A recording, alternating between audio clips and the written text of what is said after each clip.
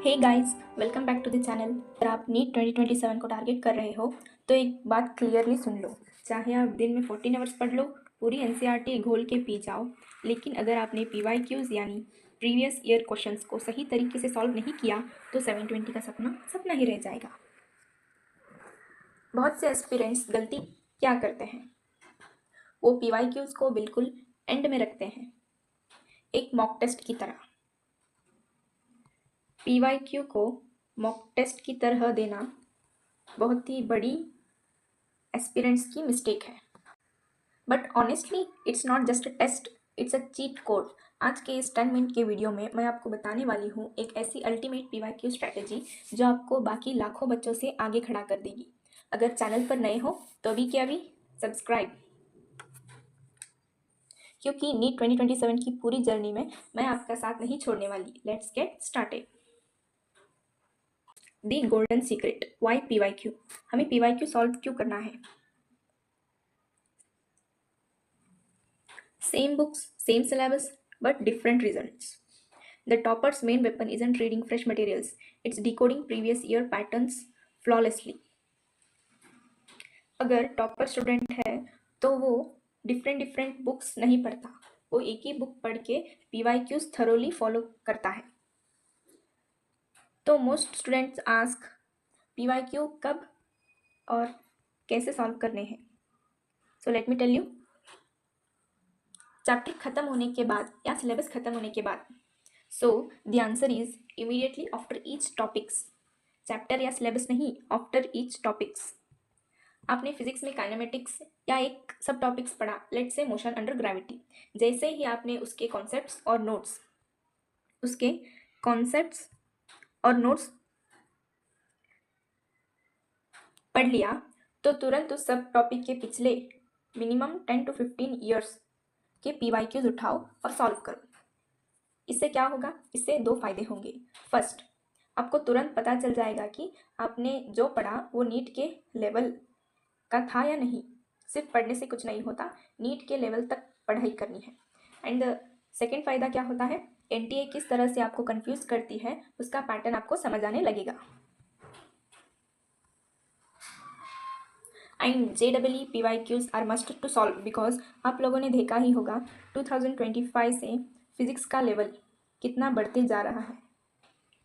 And the next is the 80% rule of repeats. हर साल questions 80% concepts और formula same रहता है हर साल क्वेश्चंस के। So NTA rarely invents new concepts, while NTA seldom repeats and exact same questions consistently reuse the underlying core concepts. Chemical mechanics NCERT derived lines in single, slightly modified formats. Master these repeat patterns essentially guarantee you 580 plus marks before you even tackle the brand new application questions. So आपको PYQs thoroughly करना है each topic के बाद। First concepts, then notes, then DPPs, and at last PYQs. You should follow this until your NEET prep. अब आते हैं सबसे confusion पर, बड़े कन्फ्यूजन पर। कितने ईयर्स की PYQ सॉल्व करना है, 35 या 10 ईयर्स? देखो, लिसन केयरफुली। नीट का पैटर्न 2016-17 के बाद से बहुत ज़्यादा NCERT सेंट्रिक हो गया है, यानी कि NCERT based, out of syllabus ज़्यादा पूछते नहीं।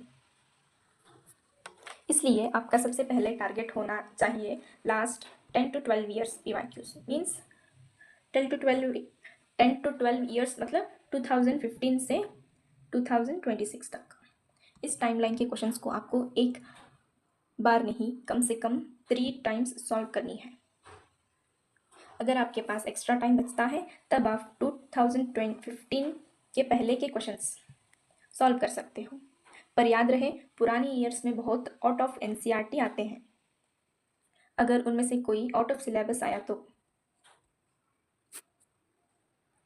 क्वेश्चन गलत होंगे, क्योंकि वो NCERT सेंट्रिक नहीं होते।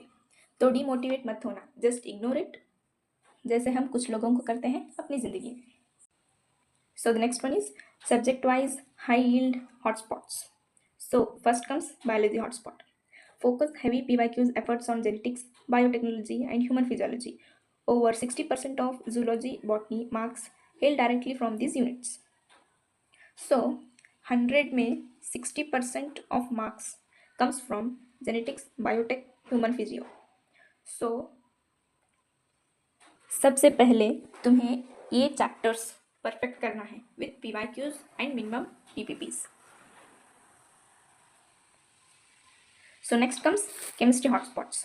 Prioritize chemical bonding, coordination compounds, D&F, blocks, and block chemistry, general organic chemistry, and GOC reaction pathways. So in chemistry, you should prioritize chemical bonding. Chemical bonding से minimum 4 questions आते हैं. Coordination compounds से 3, D&F से 4 to 5, और general organic chemistry से 4 to 5. That is why you should prioritize these chapters in chemistry. So next comes physics hotspot, master electrodynamics, any current, electricity, etc., modern physics, ray optics, basic dimensional analysis for easy win questions. So as physics level goes higher every year, so we should prioritize the high yielding marks. So modern physics में हम 9 to 10 questions expect कर सकते हैं और वो बहुत easy है. So you should prioritise it more than anything. Right versus wrong practice method. Wrong way, treating PYQs like simple reading story books without timing. So PYQ को तुम सिर्फ पढ़ने से काम नहीं बनता, उनको सॉल्व करना है. कितनी बार? 3 to 4 times. Quickly glancing at solutions as soon as you hit the difficult questions. जब डिफिकल्ट क्वेश्चंस आते हैं तो डायरेक्टली सोल्यूशन पे नहीं जाना है. First you should think, you should apply, then if you can't do it you should go to solutions. Blindly doing 35+ years old obsolete AI PMT questions that aren't NCERT focused. So as I said, जब आप 2015 के पीछे के questions solve कर रहे हो तो उधर आउट ऑफ NCERT क्वेश्चंस आते हैं. आपको उनको सॉल्व नहीं करना because they are not NCERT centric. So now the correct way to approach is solving under strict limited conditions or timed conditions. Stopwatch set to 45 seconds to 60 seconds per question. You should solve each questions in this timing. You should always use timer. Do not solve without timer. Analyzing all 4 options, identifying why incorrect option exist. आपको पता रहना है कि 4 options में अगर 3 option wrong है और 1 option correct है तो वो 3 ऑप्शंस रॉन्ग क्यों हैं. Targeting last 10 to 15 years intensely, tagging highly relevant NCERT zones. As I said, 10 to 15 years PYQ solve करने हैं because they are NCERT centric. And next comes mistake diary. अब आती है इस स्ट्रैटेजी की सबसे डेंजरस और secret trick, the mistake diary formula. जब आप PYQ सॉल्व करोगे तो 30% क्वेश्चंस ऐसे ही होंगे जो आपसे पहली बार में नहीं बनेंगे या सिली मिस्टेक होगी. तो आपको क्या करना है, एक अलग से मिस्टेक बुक बनाना है. तो उसमें सभी को नोट करना है जिससे आप सिली मिस्टेक कर रहे हो या ब्लाइंडली टिक कर रहे हो और विच यू डोंट नो. इन सब को मिस्टेक बुक्स में नोट कर लेना है. इन फिजिक्स और केमिस्ट्री जो फॉर्मूला भूल गए या जिस कॉन्सेप्ट में गेस ऑप्शन टिक किया उसको लिखो. और नेक्स्ट इन बायो, अगर NCERT की किसी लाइन से घुमा के क्वेश्चन पूछा है और आप फंस गए, उस लाइन को हाईलाइट करो और मिस्टेक डायरी में note it down.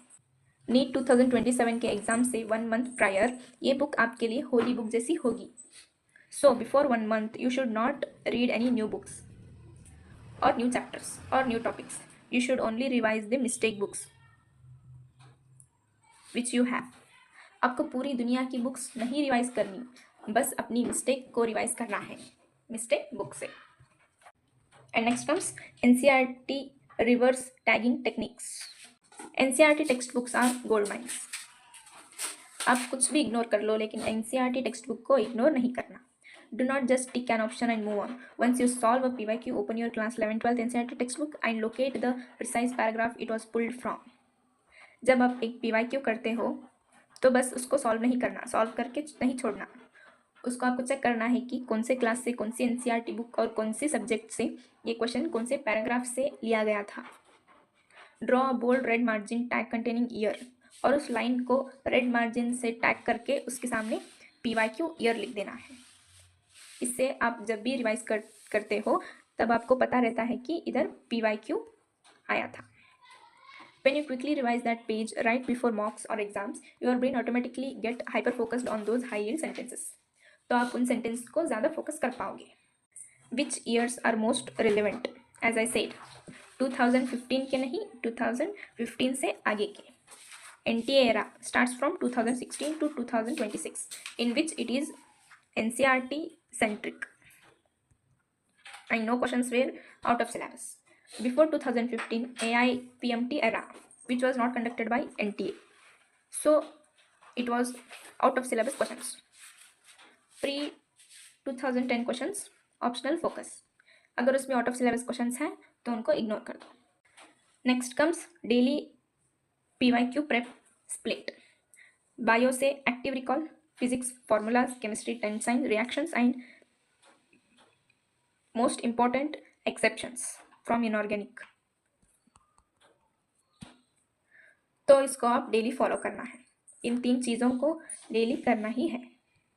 So I said you earlier, error book, right down every single mistake. When you inevitably get a PYQ wrong, do not ignore it. Log in your custom mistake diary. Write a question, identify your silly calculation or conceptual error, and formulate a rule so that you never repeat it again. This notebook is worth its weight in a solid gold on final review day. Roadmap to NEET 2027. मैंने इस पर detailed video बनाया है, अगर आपने नहीं देखा है तो उसे देख लो। तो guys let's wrap up in short. Topic पढ़ो, तुरंत पिछले 10 ईयर्स के PYQs लगाओ, मिस्टेक नोटबुक में नोट करो और उन्हें बार बार रिवाइज करो। इट्स दैट सिंपल, ज़्यादा कॉम्प्लिकेट मत करो चीज़ों को। एग्ज़ाम अभी दूर लग रहा है, पर जो बच्चा आज से यही कंसिस्टेंसी मेंटेन करेगा वही उस दिन वाइट कोट पहनेगा। At the end comment down your dream medical college. मिलते हैं अगली वीडियो में, तब तक के लिए पढ़ते रहो, फोड़ते रहो, टेक केयर।